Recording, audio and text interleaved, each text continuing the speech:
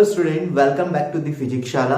आज की वीडियो में मैं बात करने वाला हूँ न्यूमेरिकल ऑन नॉर्मल फोर्स से रिलेटेड। नॉर्मल फोर्स एक कांटेक्ट फोर्स होता है और कांटेक्ट फोर्स को कैसे रिप्रेजेंट करते हैं, क्या इस तरह से रिप्रेजेंट किया जा सकता है, क्या होता है और ये नॉर्मल फोर्स क्या होता है। अगर आप लोगों ने को इसके बारे में नहीं पता है तो फटाफट से ऊपर यहाँ पर जो आई बटन आ रहा है या डिस्क्रिप्शन में भी आपको एक लिंक मिल जाएगा, वहां पर जाकर आप फ्री बॉडी डायग्राम एफबीडी पर मैंने 2 वीडियो बनाई है, पार्ट 1 एंड पार्ट 2। अब दोनों को जाकर देख सकते हो, देखो और उसके बाद इस वीडियो को देखोगे तो आपको अच्छे से और चीजें समझ में आएगी। और जिन लोगों को पता है नॉर्मल क्या है तो मैं आज उसी से रिलेटेड थोड़ा सा न्यूमेरिकल के बारे में बात करते हैं। ठीक है, तो चलो फिर शुरू करते हैं।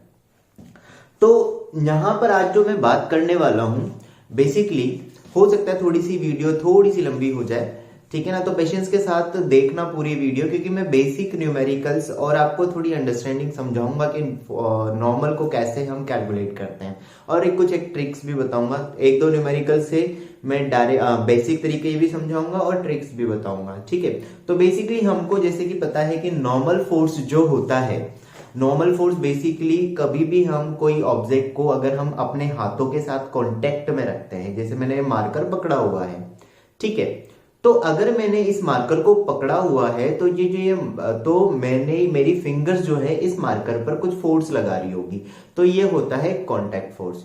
ठीक है, तो बेसिकली नॉर्मल भी एक तरह का कांटेक्ट फोर्स होता है, बस अगर कोई कांटेक्ट फोर्स कॉन्टेक्ट सरफेस के परपेंडिकुलर डायरेक्शन में लगता है तो उसी को हम क्या बोल देते हैं, नॉर्मल फोर्स बोल देते हैं। तो बेसिकली शुरू करते हैं सिंपल न्यूमेरिकल, फिर थोड़ा सा लेवल हम बढ़ाएंगे। ठीक है, तो पहला न्यूमेरिकल अगर मैं यहाँ पर लेकर चलता हूँ, क्वेश्चन 1 अगर हम लेते हैं तो मुझे दिया गया है, मान लेता हूं कि एक ब्लॉक दिया हुआ है और यहाँ पर इसका मास m ले लेते हैं और ये ग्राउंड सरफेस है जिस पर मैं इस तरह से लगा देता हूँ। अब हमें सबसे पहले पता करना है कि नॉर्मल कहाँ होगा। सबसे पहले तो हमें ये फील आनी चाहिए कि इस ब्लॉक पे एक्चुअल में नॉर्मल लग भी रहा है या नहीं लग रहा है ना।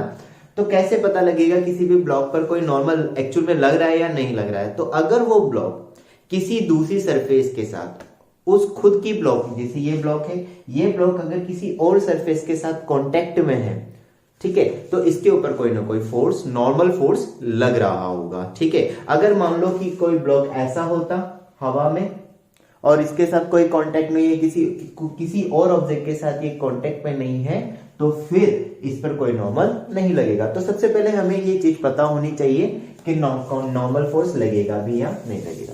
हाँ भाई, तो यहाँ पर नॉर्मल फोर्स लगेगा, ये एकदम हमें क्लियर हो गया है। तो नॉर्मल फोर्स अब यहाँ पर अगर लग रहा है तो अब मुझे फ्री बॉडी डायग्राम बनाना है। तो मैं यहाँ पर फ्री बॉडी डायग्राम बनाने का मतलब क्या होता है, इस ब्लॉक पर जो जो फोर्स लग रहे हैं उन सबको रिप्रेजेंट कर दो विद डायरेक्शन। तो इस ब्लॉक का मास है m, तो एक mg नीचे लग रहा होगा और इस ब्लॉक पर इस ग्राउंड सरफेस की वजह से, क्योंकि ये ब्लॉक ग्राउंड के साथ ही कांटेक्ट में है, तो ग्राउंड की वजह से इस ब्लॉक पर नॉर्मल। ध्यान रखना, हम फ्री बॉडी डायग्राम बना रहे हैं ब्लॉक का, तो यहाँ पर फ्री बॉडी डायग्राम में ब्लॉक का बना रहा हूं, तो ग्राउंड जो है उस ग्राउंड की वजह से ग्राउंड और ब्लॉक दोनों आपस में कांटेक्ट में है, तो दोनों एक दूसरे पर नॉर्मल फोर्स लगा रहे होंगे। जो 2 ऑब्जेक्ट एक दूसरे के साथ कांटेक्ट में रहते हैं तो दोनों ही एक दूसरे पर नॉर्मल लगाते हैं। ऐसा नहीं है कि सिर्फ ग्राउंड सरफेस ही ब्लॉक पर लगा रही होगी नॉर्मल, या ब्लॉक ही ग्राउंड पर नॉर्मल लगा रहा होगा, दोनों एक दूसरे पर नॉर्मल लगाएंगे। ठीक है, तो यहाँ पर बात आती है अब कि जो ये ग्राउंड सरफेस है, तो ये ग्राउंड सरफेस इस ब्लॉक के ऊपर नॉर्मल किस डायरेक्शन में लगाएगी। तो ये एक चीज हमेशा ध्यान रखना कि नॉर्मल एक तरह का पुश वाला फोर्स होता है ना।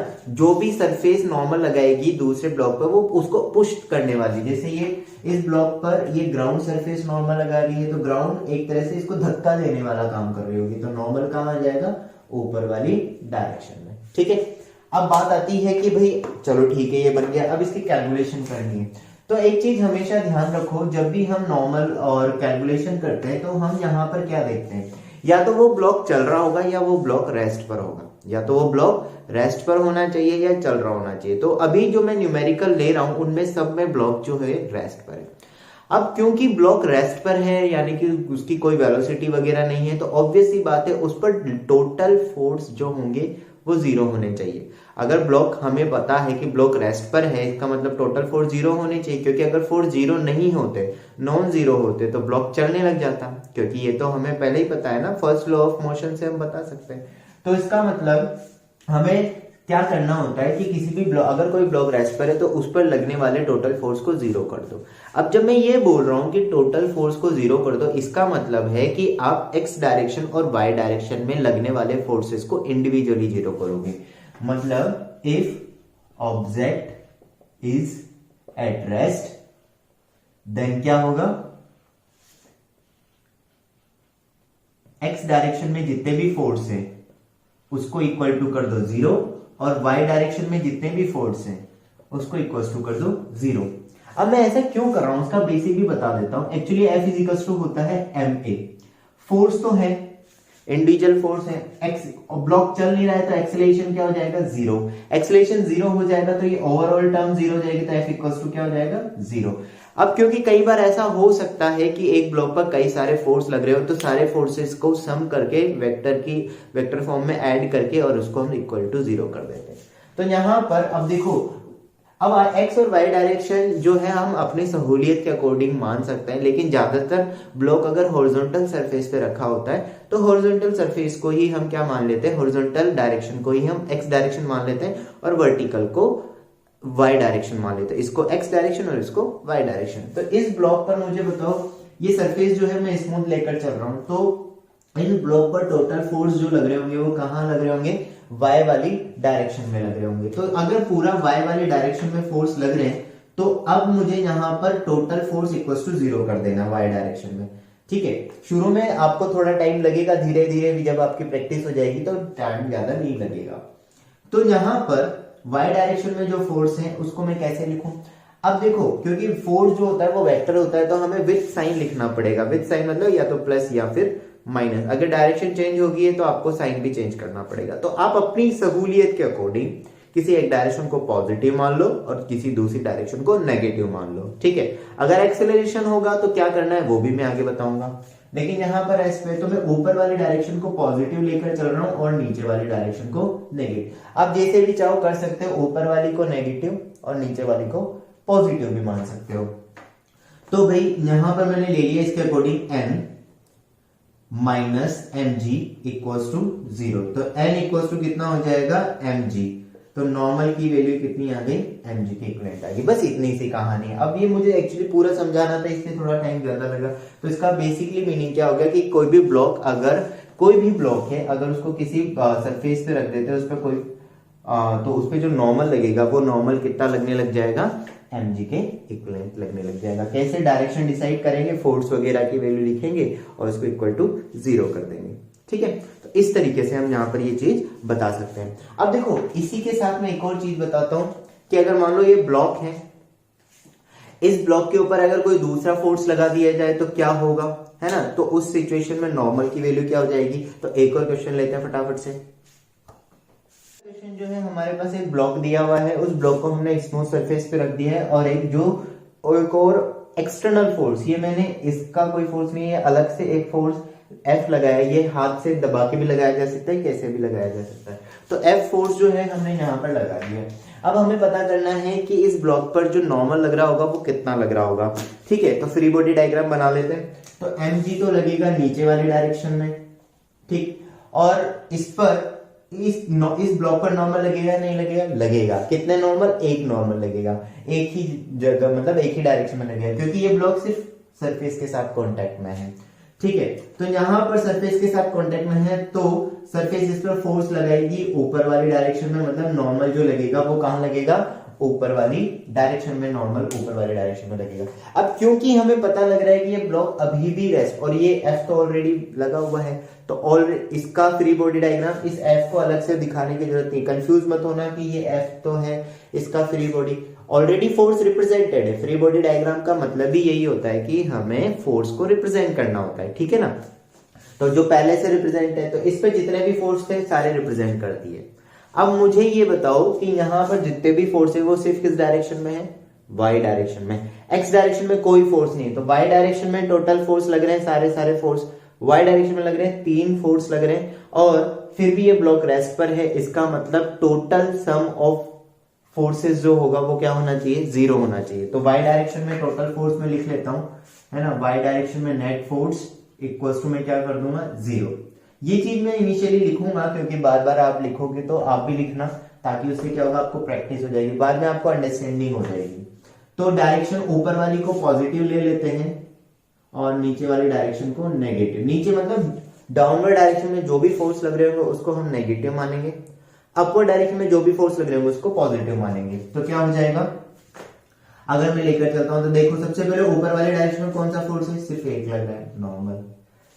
ये कहां पर है, फोर्स नीचे वाली डायरेक्शन में, तो F। अब इससे ये कंफ्यूज मत हो जाना, नीचे वाले डायरेक्शन का कुछ लोगों को ऐसा इस तरह हो सकता है, किसी को ये डाउट आ जाए कि सर F तो ऊपर वाली सरफेस पे लग रहा है। सरफेस से मतलब नहीं होता है कहां कौन सी सरफेस पे लग रहा है, हमें ये देखना है यहाँ इक्वेशन में लिखते हैं टाइम पर कि फोर्स की डायरेक्शन कहां है, डाउनवर्ड है या अपवर्ड है, वो एरो डाउनवर्ड बना हुआ है या अपवर्ड बना हुआ है। तो यहाँ पर फोर्स जो है वो डाउनवर्ड है, तो n माइनस एफ लिख दिया, mg देखो minus F sorry minus mg equals to 0 कर दूंगा।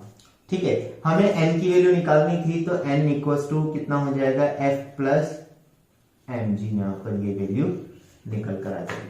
ठीक है, अब सेम सिनेरियो में अगर मैं मान लो ऐसा ले लेता हूं कि यहां पर, समझना अब इस बात को, कंपेयर में कर रहा हूं, अगर इसकी जगह ये फोर्स ऊपर लग रहा होता, ये वाला फोर्स अपवर्ड डायरेक्शन में होता, तो क्या चेंजेस आ जाते।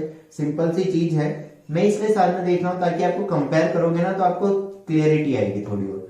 यहां पर ये लिया मास m, मान लो इस पे फोर्स ऊपर वाली डायरेक्शन में f वाला फोर्स, यही फोर्स डाउनवर्ड जो लग रहा है इसको अपवर्ड लगा दिया। ठीक है, तो अब मुझे पता करना है कि इस सिचुएशन में नॉर्मल क्या होगा। तो फ्री बॉडी डायग्राम बना लेते हैं जल्दी से, नॉर्मल mg। ठीक, रेस्ट पर है तो ऊपर वाली डायरेक्शन को ही मैं पॉजिटिव मान रहा हूं और नीचे वाली डायरेक्शन को मैं नेगेटिव मान रहा हूं, तो क्या बन जाएगा, f ऊपर है पॉजिटिव, n ऊपर है पॉजिटिव, mg नीचे है माइनस mg इक्वल्स टू 0। ठीक है, तो ये कितना हो जाएगा, f प्लस एन माइन और इक्वल्स टू mg, हमें लिखना है n, और इसको एक काम करते हैं n डैश बोल देते हैं ताकि तुम्हें कंफ्यूजन नहीं होगा। तो ये हो गया mg माइनस f। ठीक है, तो देखो अब यहां पर आपको पता लग रहा होगा जब हमने, और ये एक और चीज मैं आपको बता दूं कि जब हमने कोई फोर्स नहीं लगाया था तो इस सिचुएशन में जो नॉर्मल था उस नॉर्मल की वैल्यू कितनी आ रही थी, mg। तो जब ब्लॉक अकेला रखा हुआ होता है, सिंपल सरफेस पर रखा होता है, तो mg फोर्स आया। जब हमने उस पर थोड़ा सा धक्का लगाया, नीचे की तरफ उसे पुश किया f फोर्स लगाकर, तो नॉर्मल भी बढ़ गया। अब आप इसको थोड़ा और, अगर ऊपर की तरफ फोर्स लगाया तो ये नॉर्मल फोर्स भी कम हो गया। अब इसको थोड़ा फील करवाता हूं मैं आपको। अब सोचो कि एक ब्लॉक जो है ये ऐसे रखा हुआ है, तो इस पर कुछ फोर्स आ रहा है ना, फोर्स आ रहा है। अब देखो फील क्या करने का मतलब है कि जैसे ये मान लो ये सरफेस है, इस पर ये ब्लॉक रखा हुआ है, तो ये जो ब्लॉक है मेरी सरफेस की वजह से इस ब्लॉक पर एक नॉर्मल लग रहा होगा, उतना ही फोर्स, उतना ही नॉर्मल ये ब्लॉक मेरी हाथ पे भी तो लग रहा होगा, मेरी सरफेस पे भी लगा रहा होगा। तो मतलब ब्लॉक पर नॉर्मल लग रहा होगा ऊपर, और मुझ पर जो मेरे हाथ पर सेम टाइप का जो नॉर्मल लग रहा होगा वो लग रहा होगा इस ब्लॉक पर, तो लग रहा होगा ऊपर, ऐसे ही होगा ना भाई। इस ब्लॉक पर जो नॉर्मल लग रहा होगा वो तो लग रहा होगा ऊपर वाली डायरेक्शन में, ठीक है, और मेरे हाथ पे लग रहा होगा नीचे वाली डायरेक्शन में। ठीक है, सेम अमाउंट में लग रहा होगा।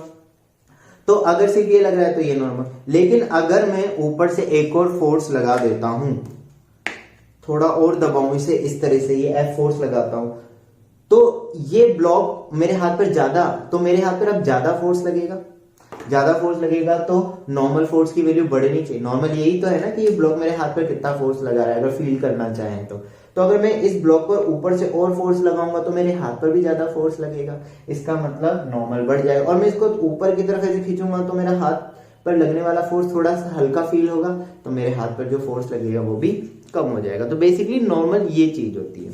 तो अब आप इसको डायरेक्ट भी निकाल सकते हो। मैं ट्रिक बताने जा रहा हूं कि अगर ये नॉर्मल वगैरह इस तरह से लगते रहे। चलो एक और क्वेश्चन कर लेते हैं, फिर फटाफट से इससे रिलेटेड एक और बढ़िया सी ट्रिक देखेंगे, है ना।